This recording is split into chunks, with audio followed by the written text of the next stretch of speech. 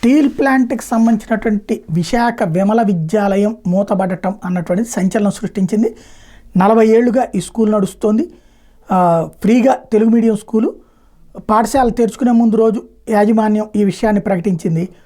సుమారు 2000 మంది విద్యార్థులతో పాటు 70 మంది టీచింగ్ నాన్ టీచింగ్ స్టాఫ్ ఇప్పుడు రోడ్డును పడ్డట్టయింది.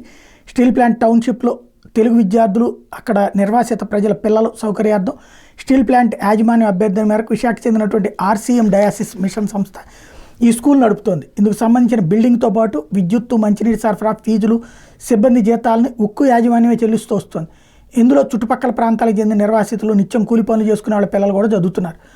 ప్రతి 5 ఏళ్లకు MOU రెన్యువల్ చేస్తారు. యాజమాన్యం ఏడాదికి సుమారు 6 నుంచి 7 కోట్ల రూపాయల జీతాల రూపాయన ఇస్తోంది.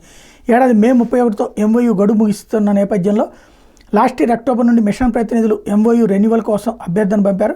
యాజమాన్యం MOU కొనసాగిస్తుందని ధీమాతో యాజమాన్యం ఏడాది అడ్మిషన్లు పూర్తి చేయడంతో పాటు పుస్తకాలు, యూనిఫామ్లు అమ్మకాలు కూడా చేసింది. ఈ నెల 11న ఉక్కు యాజమాన్యం నుంచి కీలకమైన వార్త అందింది.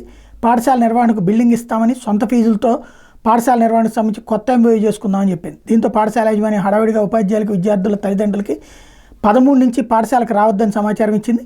ఈ విషయం తెలిసిన విద్యార్థుల తల్లిదండ్రులు, పూర్వ విద్యార్థులు పెద్ద ఎత్తున పాఠశాల దగ్గర చేరుకుని ఆందోళనకు దిగారు.